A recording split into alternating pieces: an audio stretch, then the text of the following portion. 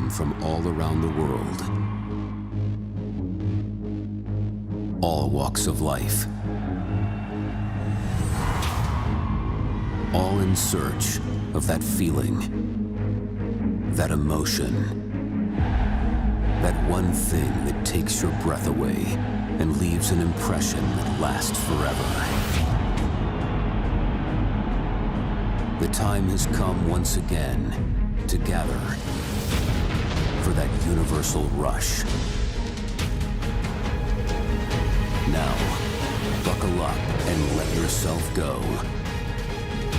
Give yourself up and let the moments take you where you least expect. In a worldwide convergence on the ultimate thrill ride. Ladies and gentlemen, we all are part of history of the making. This is a WrestleMania moment. Welcome to the emotion. Welcome to WrestleMania. Brace yourself. This is gonna be one hell of a ride.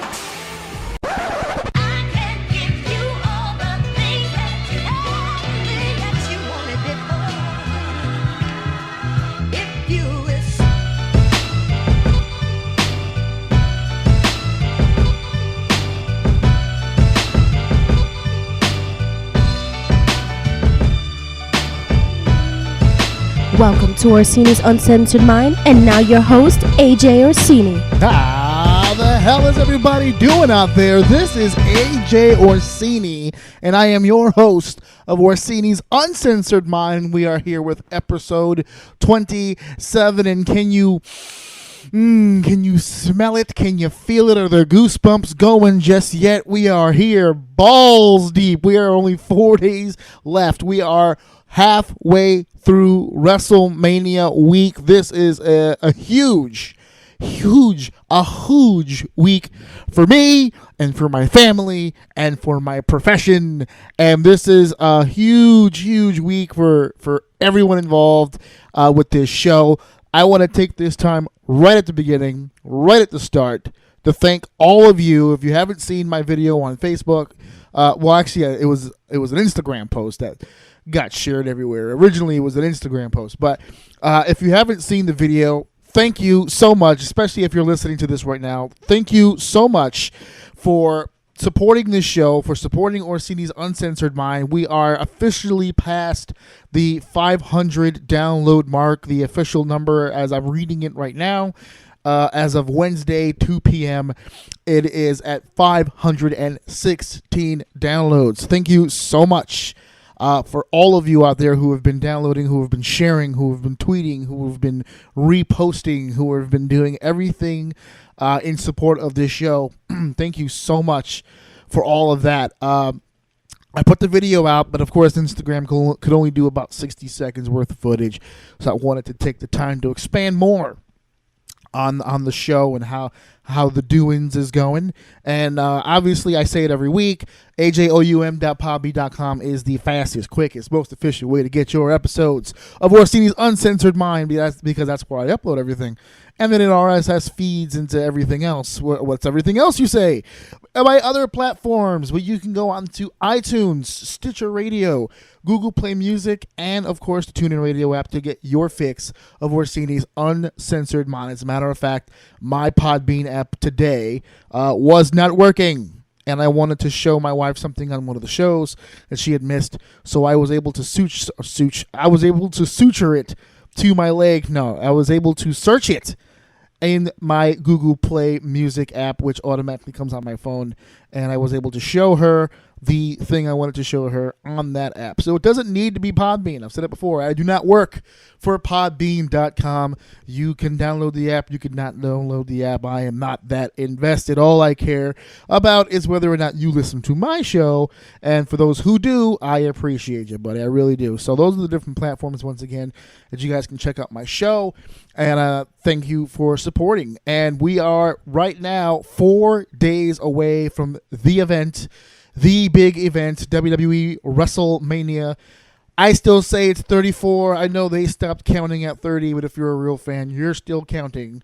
I don't know why they stopped the numbers. I mean, I know why. They gave a reason, but still, I like the numbers. It's like UFC, you know. I dig the numbers. When I was helping promote my promotion, we used numbers. Numbers are good. Numbers are good. I like the numbers. So I'm still calling it WrestleMania 34 because that's what it is to me, and that's what it is hopefully to all of you out there. Now I'm going to get into description. I'm going to not description. Excuse me. I'm not going to do that. I'm going to save that because I also said on my Instagram video, along with my thank yous, I made an announcement, and that was that the Royal Rumble roundtable that took place back in January was a very big show for me. Very big. You guys seemed to have enjoyed it, especially leading into the pay-per-view. It is not my job to hype pay-per-views for the WWE, but it is something that I did the one time for the Royal Rumble. You guys seem to get into that kind of shit, so why not do it for the biggest show of the year? So we're doing the roundtable again this year.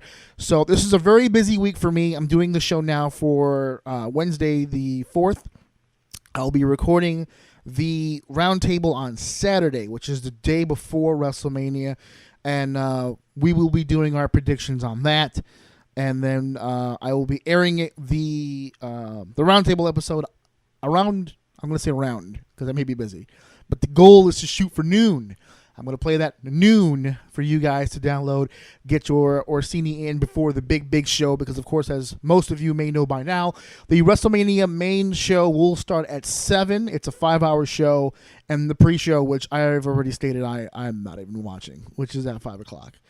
I don't have 7 hours. I'm a super-duper fan, but I don't have 7 hours. I have a wife. I have a son. I have things that I have to do. 5 hours I can dedicate. So I'm gonna have to go back into the network another day to catch the matches that I missed on the pre-show. So we'll be doing the roundtable. So I'm gonna do this again. I did it last week.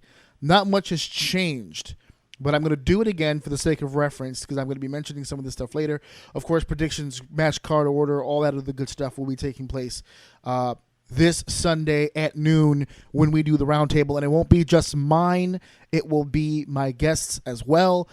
Normally, I don't like announcing guests beforehand. I like to make sure they're in my house before I say anything. But I feel pretty confident about these appearances. So I'll go ahead and just say that the first of all, the two men that were involved with the Royal Rumble Roundtable, Mr. Matty Ming and Ian, will be back in the house. We will be saying outlandish stuff all over again, only this time WrestleMania-centric stuff. And as a special guest, my fourth member of the team is going to be the authentic Brandon Lewis, who will be in the house. I've spoken to you guys about him before, one of my best friends. I honestly don't know if I would have had a career in this business had it not been for his involvement. So I'm super duper happy to have him on the show. The goal was to get him to do a one-on-one interview, but it looks like that's not going to happen anytime soon. He happens to be in the area during the time that I'm filming the roundtable, so we're just kind of putting the pieces together, and we're going to make that happen. So it's going to be a very, very entertaining show. I hope you guys check it out this Sunday at noon, but we're not here to talk about noon anymore. That's just to let you guys know that it's happening. We will be talking about WrestleMania today. More importantly, we're going to talk about the road to WrestleMania. And once again, I just want to get into the not the statistics, but the lineup here, just to remind you guys as part of the hype here, because I know I'm super stoked for it. Just real quick, this match card, of course, it's got 2 Battle Royals, Andre the Giant Memorial Battle Royal, and the Please Don't Call Me Fabulous Moolah WrestleMania Women's Battle Royal. We've got a mixed tag match, Kurt Angle and Ronda Rousey versus Triple H and Stephanie McMahon. We have the stipulated tag match of Daniel Bryan and Shane McMahon versus Kevin Owens and Sami Zayn. And then it turns into Night as Champions. We have the Cruiserweight Championship, Cedric Alexander versus Mustafa Ali. Triple threat tag team match for the SmackDown Tag Team Championship as the Usos defend against the New Day and the Bludgeon Brothers. The Raw Tag Team Championship on the line as the Bar takes on Braun Strowman and hopefully Brains Strowman. That was beautiful on Monday. If we can get those two in the same room, that will be great. I have my ideas on who the real partner is going to be. I'm going to share that this Sunday at noon on the round table. I got a lot of notes for that shit, so it's going to be pretty cool. Both women's championships, SmackDown, Charlotte versus Asuka, and Raw, Alexa Bliss versus Nia Jax.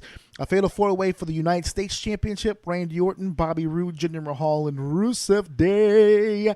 A triple threat match for the WWE Intercontinental Championship, The Miz versus Seth Rollins versus Finn Balor. And, of course, our two big-time main event WWE Heavyweight Championship matches. AJ Styles will defend the WWE Championship against Shinsuke Nakamura, and of course the Universal Championship on the line as Brock Lesnar versus Roman Reigns will be taking place this Sunday on the WWE Network. John Cena and The Undertaker, not official, obviously. Everyone and their mother knows that this will somehow take place at some point. I'm nervous about the fact that since they have not announced this as a match, and we're literally going into WrestleMania without this being announced, I have this distinct feeling like it's not going to be a match. I have this distinct feeling like we're going to get a segment or we're going to get an in-ring confrontation. If they haven't announced it yet, I just don't see it being in a match format, which might be smart because then it leaves his match with Roman last year the legitimate retirement match. It'd be a way for him to do something in the ring with someone that matters like John and not break what he did last year.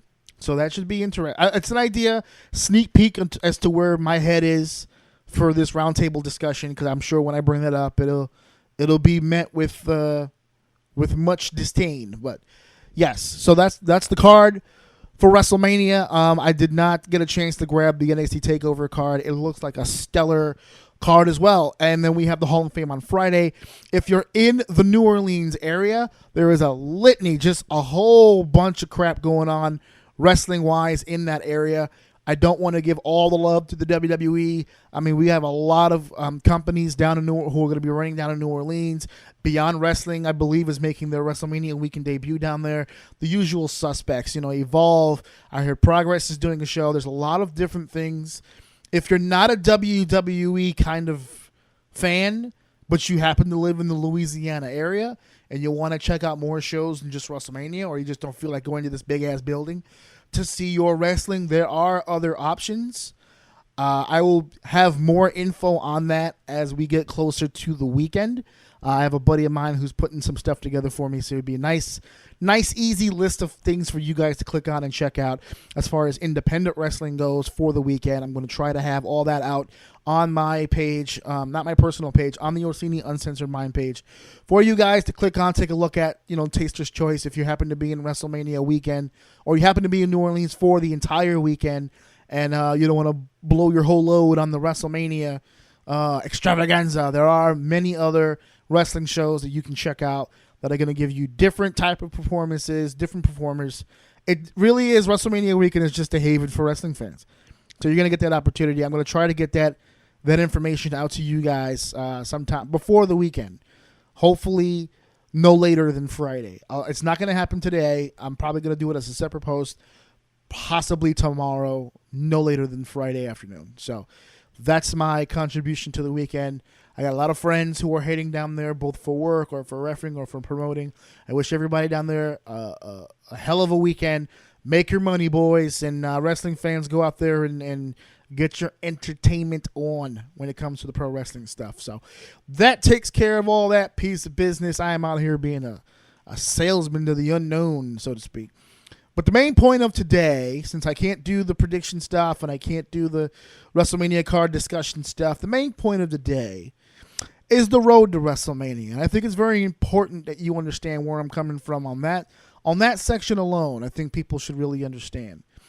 And for the people who know me, know this to be very, very true. And I mean, know me personally. They know this to be very, very, very, very, very true. WrestleMania is the biggest day of my life, period, end of conversation. We're done talking. And I don't have a particular one where I say, yep, that's the best one. I literally mean every year I have the best day of my life. It happens every year. Like, this is the way that I've always described it to people. I'm trying to get these people to understand where I'm coming from. Okay? Every year, I have the best day of my life. And what makes it even more fun is I never exactly know which day of the year it's going to land on. Because WrestleMania changes dates every year. This year, the greatest day of my life is April 8th. That's how that works. And I know people are going to hear that, and they're going to say, well, that's outrageous. What if the card is no good? What if the show is no good? How is WrestleMania the greatest day of your life if it's shitty WrestleMania? That's what I'm here to discuss today. I want to put it into context where I'm coming from when I tell you that I think that WrestleMania Day, now it's a week. Like, there's a whole litany of shit that goes on. But before, when it was just the day, when it was just WrestleMania, it was the greatest day of my life every year. And I'll explain to you why. When I was a kid, when I was growing up, I have a brother, a younger brother, and I have 2 younger sisters. I am the oldest of 4 kids. And my mom was a single mom. And we had a lot of good times, and we had a lot of bad times, and as you would assume, and wrestling was the one thing that absolutely never let me down or turned my back on me. Now that I've been in the business, it happens to me all the time. But, back when I was on the other side of the rail living in absolute bliss, like before Neo went into the Matrix, when I was on that side, wrestling was always a part of my life. All right, wrestling has been a part of my life since before I literally can even remember. As far back as I can conceive, I have always had wrestling. The very first wrestling show I think I've ever seen was WrestleMania 4, which was Atlantic City, Macho Man winning the tournament, becoming WWF champion, beating the $1 Million Man in the finals. That was really like the first show, bell to bell, opening to close, that I ever saw. And in between all that, from when I was younger, I always had kind of wrestling around in the background. My dad kind of dabbled in it, but it wasn't like a huge thing for him. It was my grandfather from my dad's side, who was extremely big on professional wrestling. More importantly, ironically enough, he was a big $1 Million Man Ted DiBiase guy. Even though Ted DiBiase was the heel, he loved when he used to make these people look like fools. When he used to do the little thing with the money, I bet you, like with the kid with the basketball, I bet you $100 you can't bounce that, and he would kick it and make the kid cry. Yeah, my grandfather was a bit of a heel at heart. He really was. He was a nice guy to me, but I think he was a general asshole. If I would have known him as an adult, I probably would have said, yeah, that guy's probably a dick. But he was awesome to me. And I've always had wrestling. Always had wrestling. When there was nothing to do in the house, I had wrestling. When there was nothing to eat in the house, I had wrestling. I distinctly remember times when the discussion became, should we go to the live event in Hartford, Connecticut, or should we, I don't know, pay the gas bill or whatever it was, and I ended up being at the Hartford Civic Center. I can honestly say that my mom did everything that she possibly could to keep wrestling in my life for as long as she could. I don't think she realized it would be here at age 35, but when I was age 15, it was one of the things that I got into. Wrestling is more than just a business. It's more than just a sport. It's more than just even a way of life, which is what most trainers will tell you. If you go to a wrestling school right now and begin training to become a professional wrestler, one of the first things they're going to tell you is that this isn't a hobby. This is a way of life. You have to change the way you live to be in the wrestling business. And that's very, very true. It's one of the truest things that I was ever told getting into the wrestling business. But for me, it was never a way of life, because to me, a way of life gives you the impression that it's an option. This is one of the ways that you can live your life. For me, it was never really an option. For me, it wasn't a way of life. To me, it was life. There was nothing else. There wasn't, and maybe this is a negative, but it's true. There wasn't schoolwork. There wasn't this. There wasn't that. There was wrestling. Anywhere that I went, there was wrestling. If we were visiting families' houses, guess what was on the TV, whether they liked it or not? It was wrestling. If I was visiting friends' house, it was wrestling. If I was going to, I remember one time there was an emergency in the family, and we had to spend a night or two in the emergency room. I forgot for what reason, and I had the emergency room on Monday Night Raw. Not no joke. Everyone else has to deal with this, and and you should be glad you're in the emergency room, because I will bite the first motherfucker that changes this television. Okay, wrestling is is the most important thing that I have in my life. Yes, I have a wife. Yes, I have a son, and now, as I got older, those things have superseded wrestling. I put wrestling behind my wife and my son. But it took a few years for me to put it behind my wife.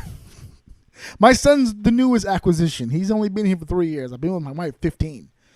And she just recently became number one on the list. Okay? Wrestling is the most important thing in my life. Period. And it's literally who I am. I don't think anybody who knows me, anybody, including the people who birthed me, I don't think would know who I am without wrestling. There's no way to identify me as a person without this business. And that's why when I got into it, it was easy for me to adjust to being a performer, because the respect for the business was already there. I never had a lack of knowledge or a lack of respect for professional wrestling, because by the time I got in, I had already had so much built into it that it was an easy transition. The dues for me were not only easy to pay, they were fun to pay. I wanted to pay the dues. I want more dues. You know, when I was a wrestler, I hated winning matches. I hated it, because what happens with me is I want to make sure that the product is good. I'm not worried about me. I'm worried about the product. I'm worried about the brand. I'm worried about everybody. I want everybody to eat. It's not so much about me eating. I want everybody to eat. So my win-loss record in wrestling is atrocious, and it was atrocious on purpose. I remember in particular, I was doing a show up in Connecticut, Pro Wrestling Academy, who no longer run shows, but is one of my favorite companies of all time, because I was wrestling for them. And I remember that they were going to do a big thing with one of their tag teams. And at the time, I was a singles wrestler. And I remember they put me and another guy together to be a partner. And I think they were planning on using us as baby faces. But they were planning on using the other team as big time heels, as a tag team.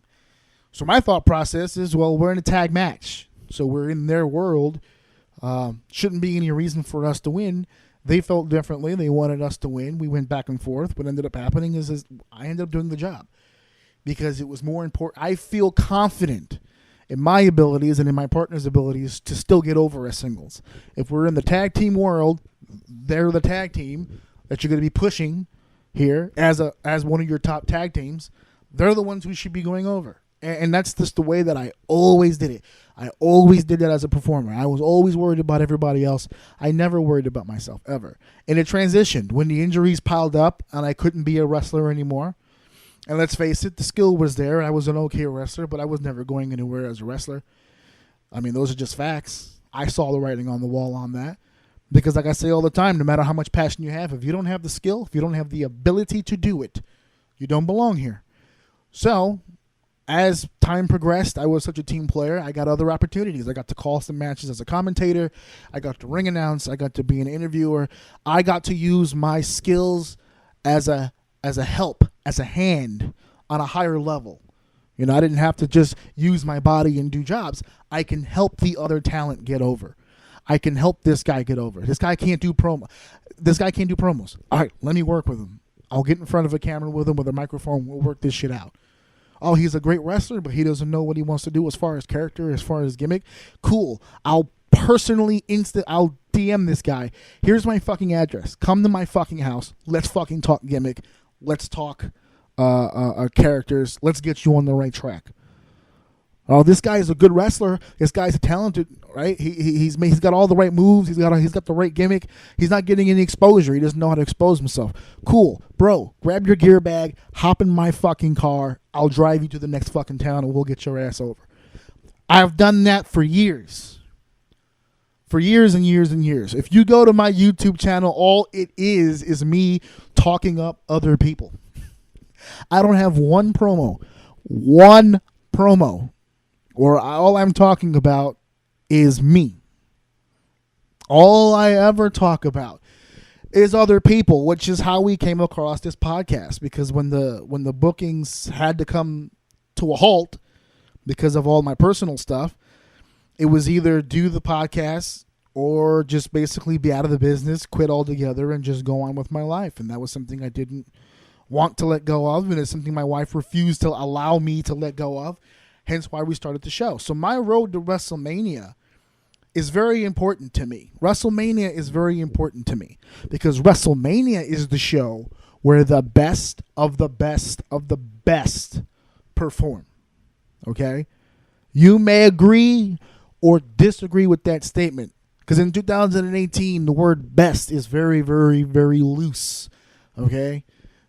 Everyone thinks that their guy is the best, as opposed to everyone thinking the one guy is the best. We're in a different world now. We're in a different time. But I'm 35 years old. This is WrestleMania 34. For as long as I have been alive, WrestleMania has been either the sport or in the conversation of the sporting event of every year since 1985. It's an institution. It's where all the people who work and bust their ass and train and diet and hit the roads and deal with bullshit promoters and deal with bullshit physicals and have years taking off of their body and have ambulances carry them off into the hospital just for them to pay a surcharge to get out of the hospital so they can hop into a car and limp to the next show where they're only going to make $40 to wrestle in front of 100 people who didn't give a fuck he was there in the first place. That's the show for them. I'll never forget. I'll never in my entire fucking life ever forget words that Mick Foley spoke to me one time at a show. I was working a show with Mick Foley, and Foley told me, the thing about WrestleMania is this, is that you work your whole life. We're talking about 10, 15. For some people, it was 20 years that you work day after day, hour after hour, sweat, blood, tears, broken bones, time away from family, every sacrifice that can be made. No birthday parties, no weddings, no funerals, no saying goodbye, no nothing. Working is all you have. You do all that. And then you show up to WrestleMania, finally, your first WrestleMania. And you go over to the board to see where you're at. And you're match 3. And you got a total time of about 15 minutes. And he looked me right in my face and he says, 20 years for 15 minutes. I'll take it. That's how important this show is to people. That's how important it is. And I know that people are going to disagree on the card, and they're going to disagree on which match is going to be the best and which match is going to suck. And, oh, this card looks like trash, and fuck WWE, I'm a New Japan guy, or whatever the case may be. And all of it is correct. If that's how you feel, fine. That's how you feel. You'll never hear me change that shit. It's all about whatever you guys want to fucking do. But for me, WrestleMania is the show of shows. My holy day of Sabbath, as I always joke around in the house and say. This is the one day of the year I cannot be fucked with. I can't. You can't piss me off. It can't be done. I'm too happy. It's WrestleMania Sunday. I wake up in the morning on WrestleMania Sunday the way kids wake up on Christmas Day. This is the one day of the year where you get all the gifts that you've been working for all year. You were a good little boy. You were putting in all this time. Me personally, I put in all this time doing my schoolwork. I put in all this time to do my regular work. I put all this time into being a husband. I put all this time into being a father. I do all these things so that on the one day, that one day is my day. Me. I don't celebrate birthdays. I'm forced to celebrate Christmas. I do a lot of shit for a lot of people. April 8th is my day. And it should be your day too. If you're listening to this, you're clearly a wrestling fan. So that should be your day too. If it's not, I understand, but it should be. It should be the one day a year where you look up, you see the bright lights, you see all those people, which is another reason why I'm so glad they stayed to the stadium thing. Because there's nothing like it. Anybody who's listening to this, who's ever been to a WrestleMania, and I don't mean the person who's walking into their 8th, 9th, 10th WrestleMania. I mean, look back and remember the first time you ever walked into the stadium for a WrestleMania. I have. I did it one time. I'm doing it again next year because it's going to be in my backyard. But I remember when the goal was to go to the Big Four, and I went to the Royal Rumble, and then I went to Survivor Series, and then I went to SummerSlam, and then I went to WrestleMania. I actually split that. The WrestleMania was the third one I went to. I went to SummerSlam last. That was the fourth in the Big Four. Everything that I just told you, how important this show is for me, okay, as a person, okay? And imagine me now giving my WrestleMania ticket to the ticket guy who scans it, gives it to me, tells me to enjoy the show, and I walk in the door. And this was WrestleMania 29, so it's New York with the Brooklyn Bridge. I'm not afraid to say it. I walked in the door, I looked around, got a feel for the stadium. I went toward where my seat was. I saw the Brooklyn Bridge, the WrestleMania sign, all that stuff. I teared up. I wouldn't say full-blown cried. The emotion was too much for me, and that's just me standing there. Nothing's happening. As a matter of fact, I think the screen had like numbers. It was like a countdown going down. Nothing happening. It was just a countdown, and I'm standing there with my wife, who I'm telling you right now, there could not have been a more beautiful woman on the planet. She's the most beautiful person on the planet anyway. But on this particular day, she glowed. She was like an actual angel standing there, because without my mom keeping this a passion of mine when I was a kid, she passed the baton, essentially the job of keeping me focused on this passion, to my wife. I've been with my wife for 15 years.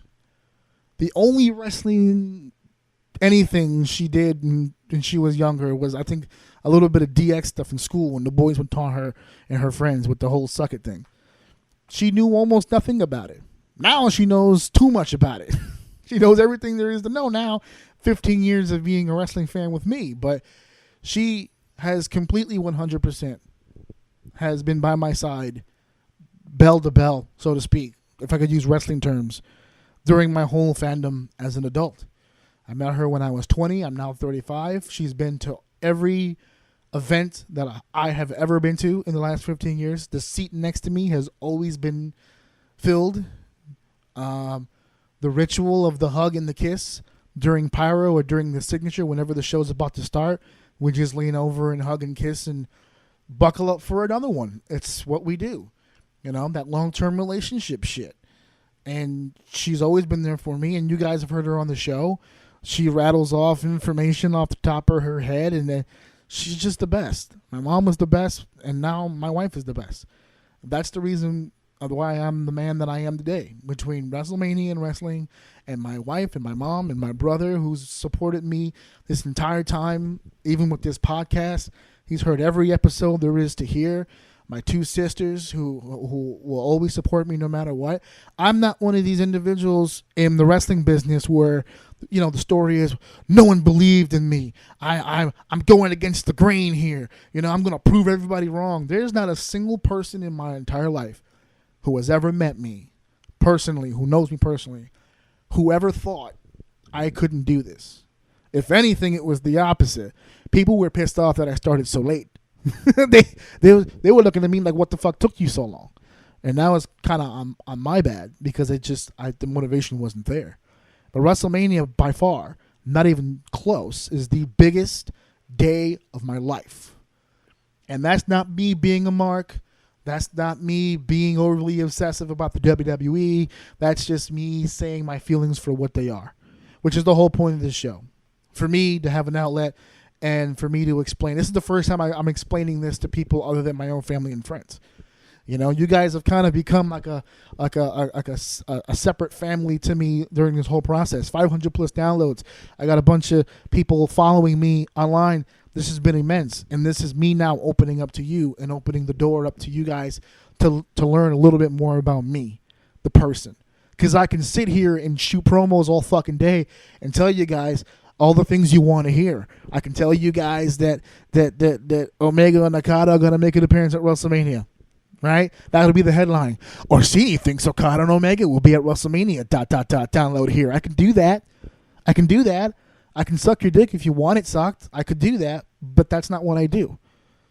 I'm me and being real. This is what I always do. I don't have any other mode. You know? This is why whenever I had to play characters in wrestling or play different gimmicks, I'm going to be honest with you, I was hit or miss because I'm never a better character than when I'm myself with the volume turned up, attitude era type shit. It's the way that I've always been. It's the way that I'll always be. I actually tried. At the beginning of this podcast, I was shooting a crazy amount of promos in real life that I was going to do all this shit with the podcast, and I was going to set people straight. I'm going to show people, watch. I'm going to show them I can do this. I can do the podcast. I know there's a bunch of people with podcasts, but I'm going to do it better than them. And I think I was a few episodes deep when I finally realized I don't give a shit about everybody else. I just care about me and what I'm doing, and I care about the people who are supporting me.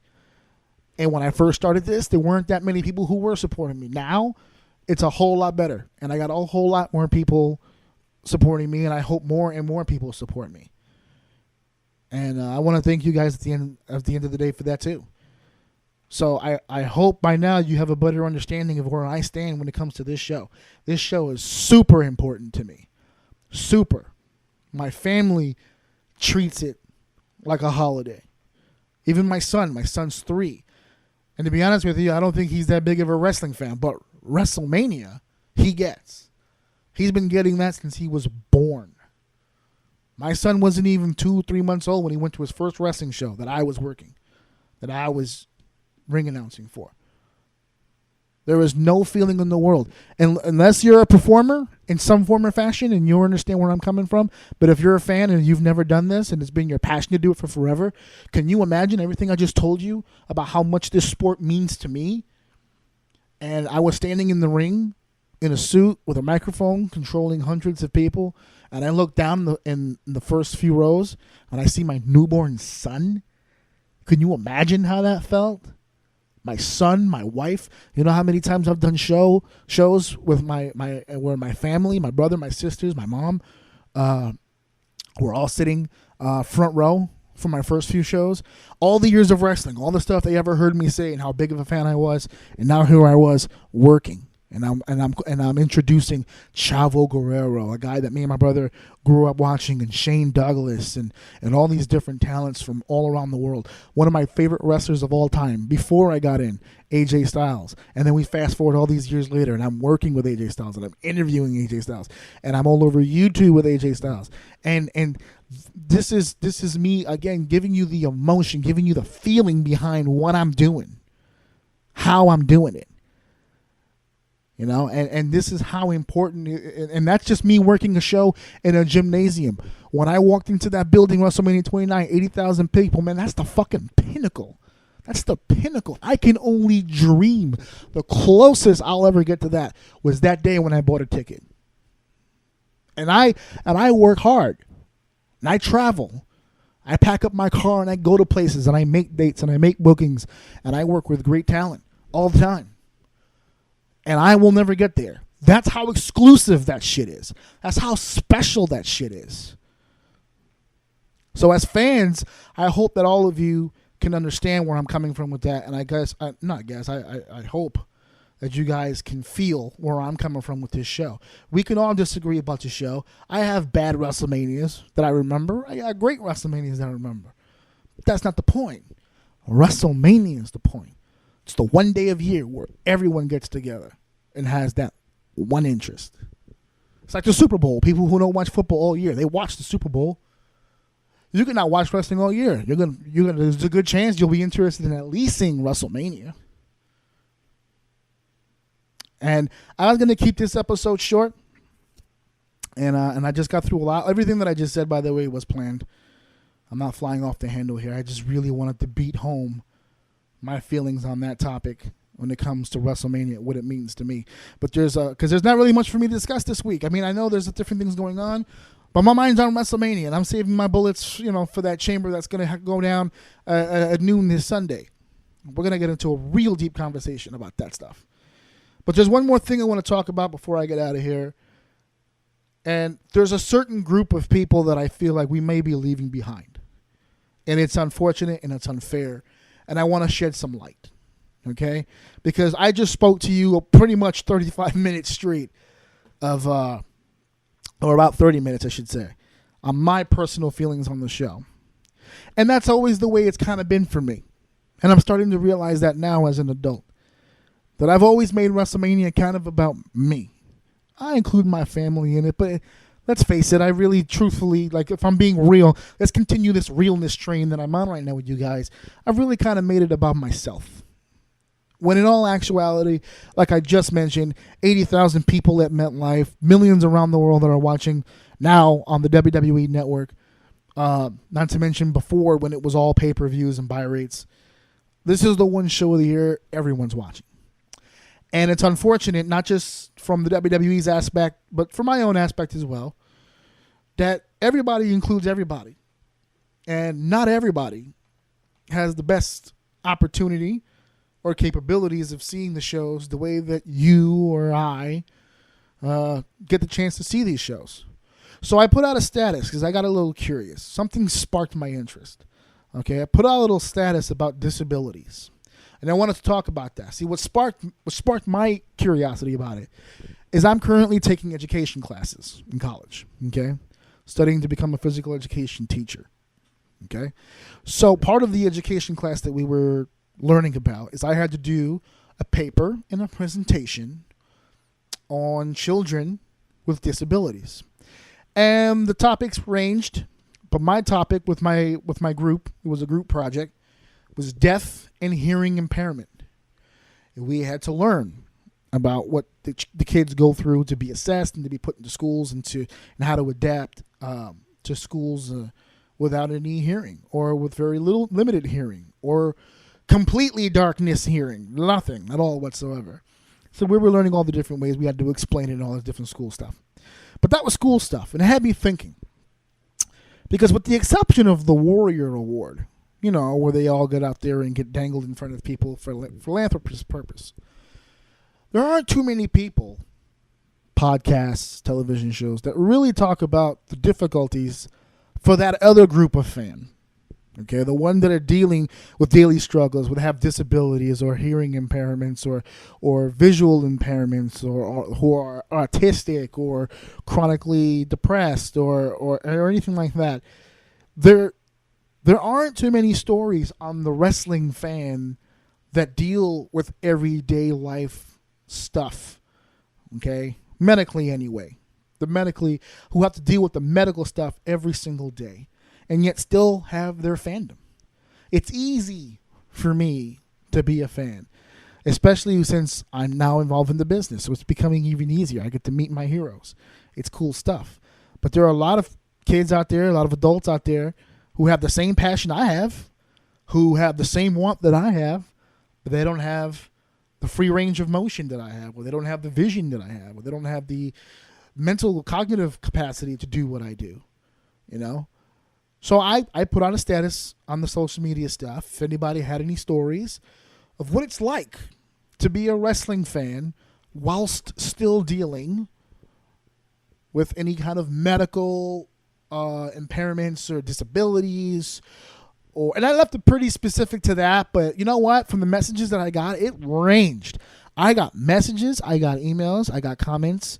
I got a lot of stuff thrown my way with this topic, and I got to tell you, it was very eye-opening.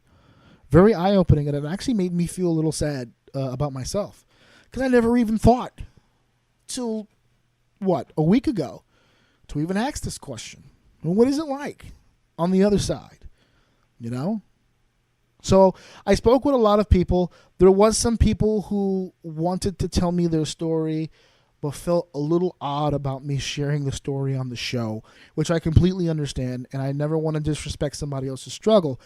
So I didn't pick the people who I didn't get permission from. But I do have 4 stories in particular that I didn't want to share because it leads to a greater point. And I'll get to that point once I get through all the different stuff that I wanted to talk about as far as the stories. So I have 4 stories in particular that I want to tell you guys about. And the first story, I have to start with the first story being here in New York because it's a story that's very near and dear to my heart. And it's a gentleman by the name of Jose. I'll save the full names for another time, but his name is Jose. He lives here in New York with me. And the reason why I bring him up is because I began my career in 2011. And I started it in this little gym down in Park Slope, down in Brooklyn, New York. Just a little rink-a-dink ring announcer at the time. I'm not counting, when I say started in the business, I'm not counting my wrestling career stuff. Because that was spotty, that's all over the place. I can't really pinpoint that shit. But as far as working legitimate shows with legitimate talent and getting bookings, I pinpointed to 2011. All right, and I started a little gym in Brooklyn, and there was a gentleman by the name of Jose who immediately commented and messaged me when I put that status up because he has a son whose name is Jason. And Jason suffers from, I have it right here in front of me, Duchenne muscular dystrophy. I'm hoping I'm saying the first one. Is it Duchenne or Duchenne muscular dystrophy? And what it is it's a weakness. It's a degenerative disease in the muscle that causes it to become weakened and just, get smaller over time, thus making the limb or whatever part of the muscle very difficult to move and to utilize. And Jason has had this disease for a number of years. He's in a wheelchair. As a matter of fact, he was in a wheelchair when I met him back in 2012. It's 2018, and he's still going strong. And Jose said it very clearly to me recently when I put that status up. It makes it really hard for him to go to shows, the wheelchair thing. And I never even thought, it's funny because I never thought to ask Jose because I never really got the vibe that Jose was at a bad spot because I'd seen him at so many shows back in the day.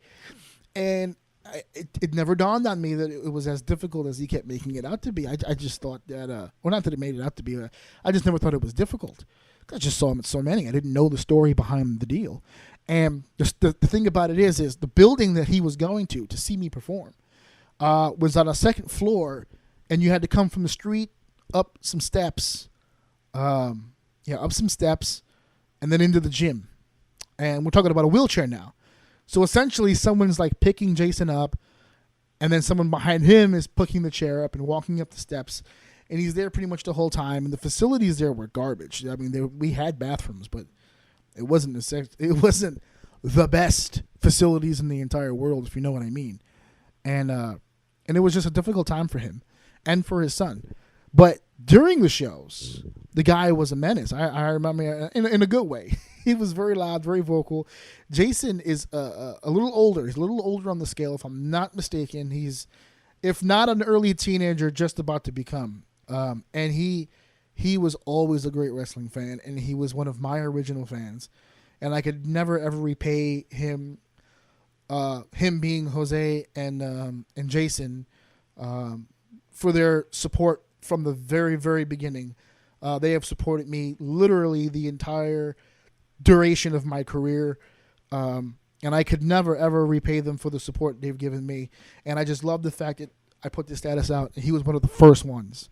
Even then, he's one of the first ones to respond and tell his story about the difficulties, not just in the building that I spoke about before, but any building in particular that doesn't have handicap accessible features. No ramps, no elevators, no ADA seating, and he said WWE tickets are extremely hard to get because you figure what?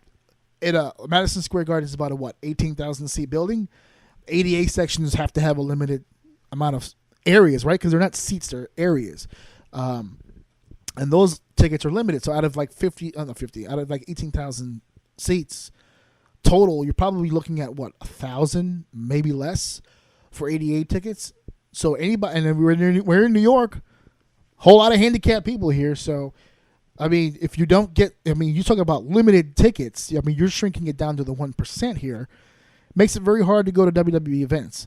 And I know for a fact, working in the New York territory, there's almost no ADA and almost no wheelchair accessible facilities here that people are running shows at.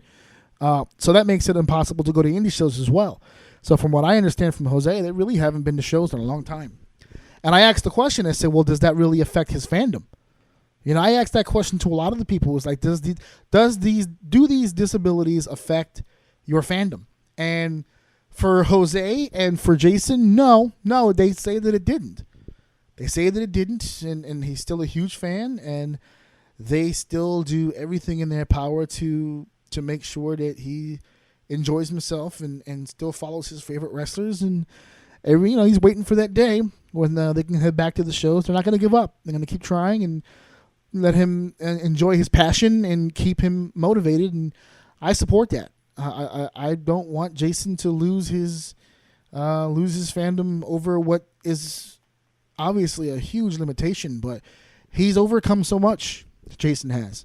From the stories that his father's told me, they've done so much over the years with Jason. He's made so much progress, and it hurt a little bit actually on my own part, just the selfishness from me, to not have asked before now what that process was even like, So that's Jose's story, Jason's story. I hope you guys are listening, and I respect you guys so much for not only supporting me, but supporting the business for as much as you guys have, and for as long as you have.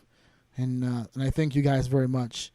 And I have another story here from New York, and this one was a little different because this one was from someone I used to work with. She was in the business. Her name is Janice, and she has a 4-year-old, very young, but likes wrestling, totally into it, loves the superstars, and he's autistic. And she was telling me the stories about how going to events is a no-go. She took him to she wanted to try him out. She didn't want to take him to WWE just yet.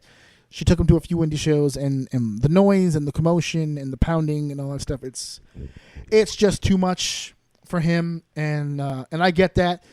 I said earlier in the podcast, the first time my son ever went to a show was 2 months, and 2 or 3 months, and he did not enjoy it at all. Not a fan.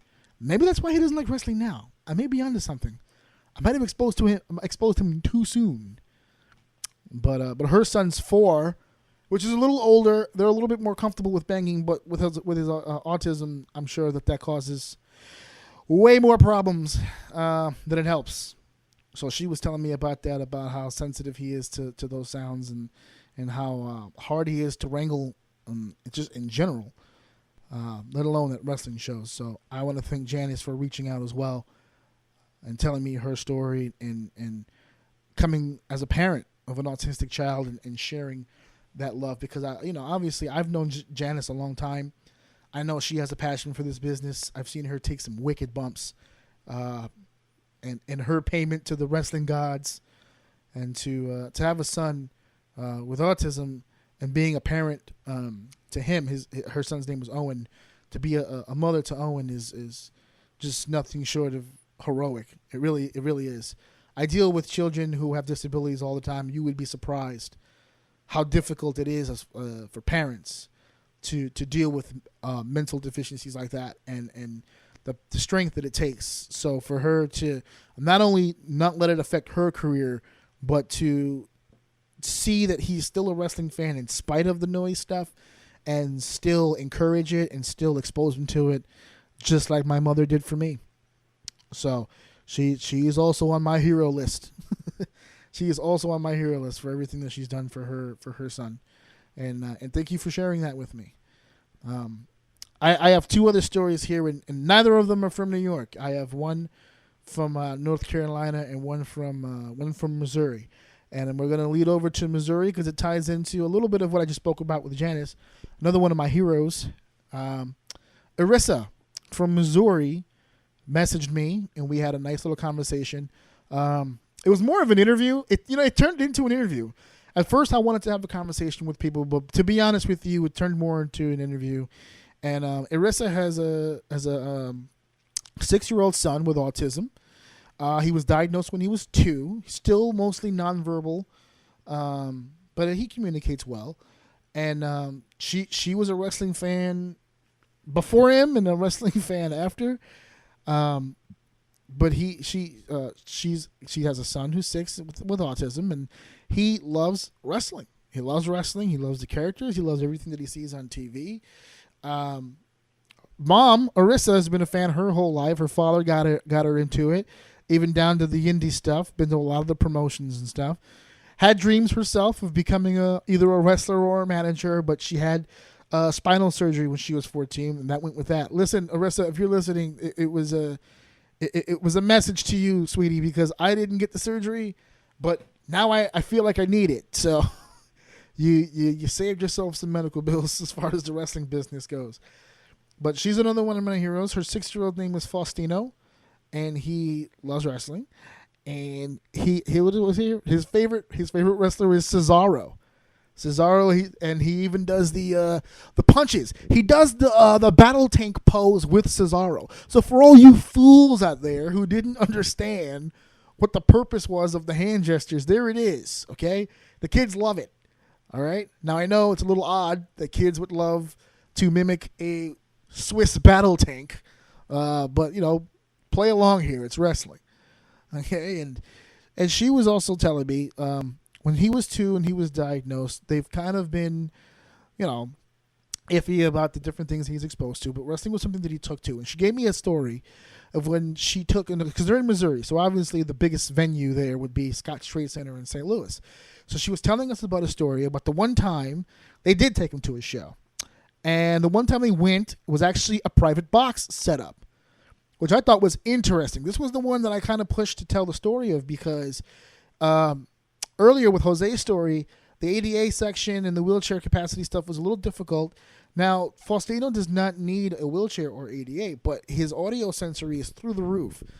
So what happened is that apparently with the private box, they could make it a little bit more audio sensitive. So he wasn't exposed to as much of the stuff as you're normally exposed to in wrestling shows. So he was able to get the full experience of the show without being bombarded or having his senses bombarded in the process. She even said that, I guess there was some sort of a package plan or something going on. There was like some sort of special deal where some of the talent apparently came upstairs and got to meet him, and he got to take a few pictures. So that's an awesome story. I mean, that's a once-in-a-lifetime thing, man. Listen, I've worked with some of the guys that are in WWE right now, and they gave me no time for autographs and photos. None.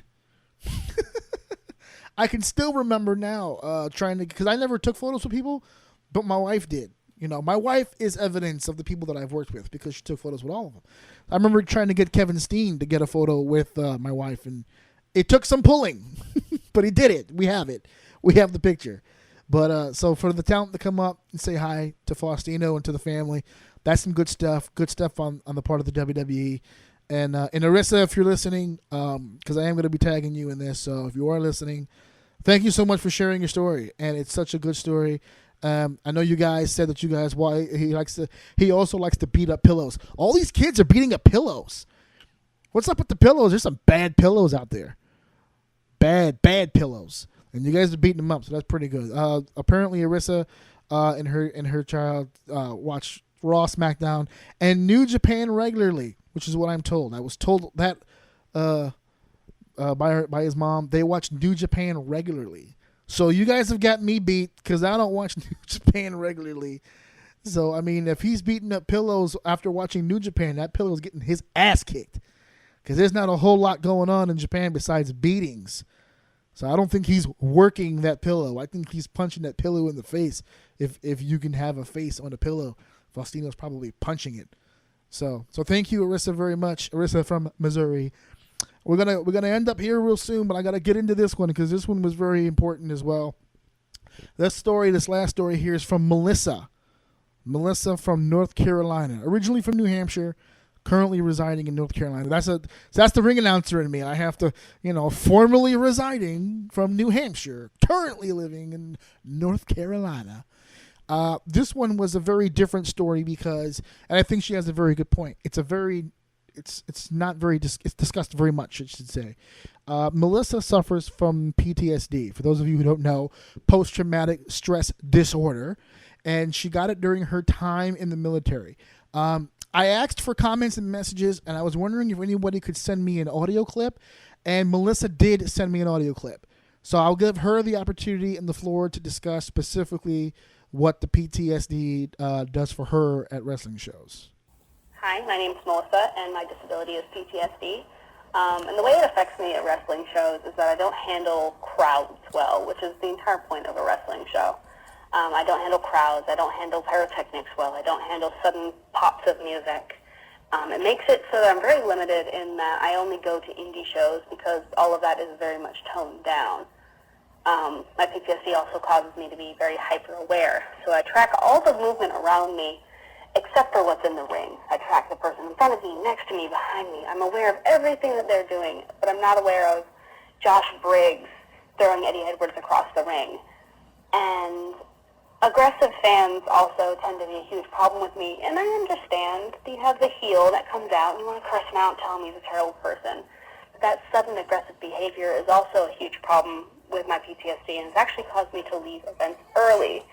It's not a disability people talk about a lot. So Melissa explained everything there, and the PTSD is, like she said, it's not discussed very much, and I think that especially when it comes to the wrestling side of it, I don't think it's discussed that much. Period, in general, but it definitely not when it comes to the wrestling stuff. So she explained there that it's pretty much just a bombardment of sounds, kind of like Faustino in the autistic situation. She has panic attacks. She has anxiety. That is a whirlwind of emotion being thrown at you. I got a chance after the audio clip to message Melissa. We also had a brief interview or conversation or whatever, and I got a little information on her. And basically, before the PTSD, huge fan. Definitely a huge fan of wrestling. She was a fan since the early 2000s. She claims China as one of her favorite, and quote, still hasn't forgotten what Triple H and Stephanie has she hasn't forgiven Triple H and Stephanie for doing her hella dirty, as she wrote. Thank God I didn't have that China Hall of Fame discussion. Melissa would have probably stabbed me, but yeah, she's a big fan. And then after her time in the military, she did get specific with me as to relates to the PTSD. Out of respect for her and her privacy, I won't get into the description as to what exactly led to the PTSD, but it was a tremendous situation, and I gave her my apologies for divulging, because I don't really know her and she doesn't really know me. She didn't really need to tell me anything, but she did, so I thank her. But after the event, after the situation took place and she was discharged from the military, she went back to her fandom. She went back to her love, which was wrestling, and I asked her if she anticipated any anxiety going back to wrestling and being a fan and maybe even attending shows.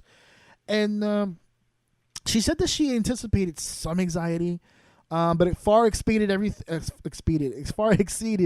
everything that she expected, and it kind of brought her down a little bit. So I asked her the big question, the question that I asked everybody else. I said, well, has your fandom taken a hit because of it? Because of the PTSD? Has your fandom kind of faltered a bit? And she said that it has, which was sad. It was the saddest. I mean, it was one of the saddest things that I heard her say during the course of this conversation. But she said that it has. And I'll read it verbatim here. I am more reluctant to go to shows if I don't have someone to go with. I don't travel far for shows because if I have an anxiety attack, then I'm more than 2 hours away from my home, and somewhere I feel safe. I don't go to inflammatory events like the big ticket event, and I know people will be heated and loud and aggressive, so I avoid them. That part in the audio clip when she says aggressive fans, she's talking about you, CZW fans. She's talking about you. Settle down, because you're gonna spike someone up. Chill, okay? And she goes on. I'm definitely not as passionate as I once was.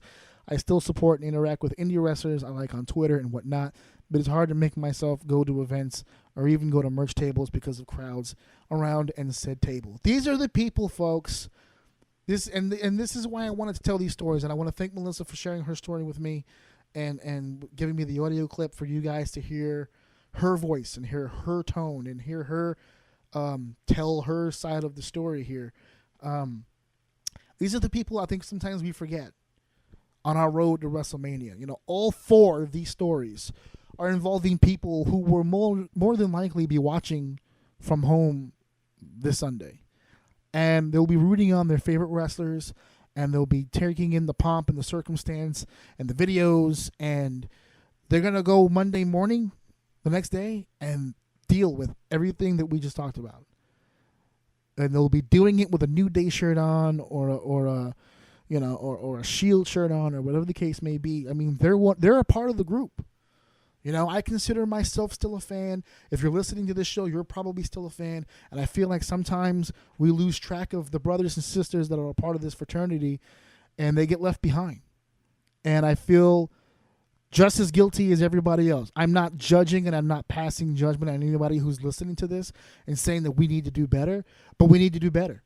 I mean, that's just the long short of it. There were a few people who commented on my post, who a promoter who stated, hey, listen, we'd love to help out, make accommodations for people who are suffering from either disabilities or handicap or anything like that. But sometimes it's really hard with the buildings, and we need to know ahead of time. And you know what? And I give the promoter, I believe her name was Shannon, she's on my page. You can see it there under the comments. I give her all the credit in the world for stepping up and saying that. And she wasn't the only promoter that did, but she was the first one, which is why I remembered her name. And you know what? I promoted. I ran shows. I did stuff here in New York. I've done stuff in New Jersey. I've done stuff in Connecticut. I've even branched out as far as Texas. And I can honestly say, and I say it with great regret in my voice, when I was selecting venues, those things never came up in my head. There were never questions that I asked. Can a wheelchair get in here? Do we have any areas where if anybody gets sick or has a panic attack or anxiety, they can go and take a break? Is there anything that we can do as far as, this or that, or have an usher help a person who's, vision impaired, or have a translator come for people who are hearing impaired? These were things I never thought of. Selfishly, I have to admit to being a part of the problem rather than the solution on this point, because it's something I never thought of. So here we are on our road to WrestleMania. I told you my story. I told you the stories of many others who are also enjoying their road to WrestleMania, albeit with some difficulties. But I wanted to bring that to light. I wanted to show you a piece of me, and I wanted to show you a little bit of that shadowy place that we should never go. And I wanted people to take into consideration that this weekend coming up is not just a big weekend for the ones that are pretty and the ones that are on TV. It's a weekend for everyone in the group to share. Everyone in the group. And anyone who falters, anyone who falls behind, it is our responsibility as a community to lend a hand and take a step back and wait for them.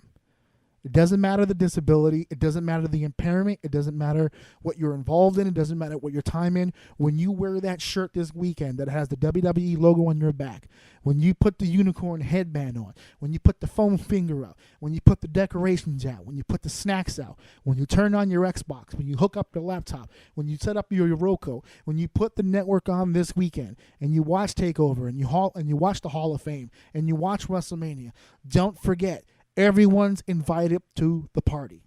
Everyone. We can all agree to disagree on anything we want. The one thing that I want people to take away from all of this is that we're all on the same team. Don't forget the ones who are part of the group, and they may not be as fast as us, and they may not be as quick to the point as us, but you know what? We're all on the same team. Help them out. That's what I'm going to start doing from now on as well. I started taking these things into consideration. I'm already in the works of trying to look up ways to make this show more accessible to those who perhaps can't hear. How can a deaf person hear my show? They'd have to read it. Transcripts. I'm learning all this week. I'm trying to get these things done to make it more accessible to people who don't have access to it.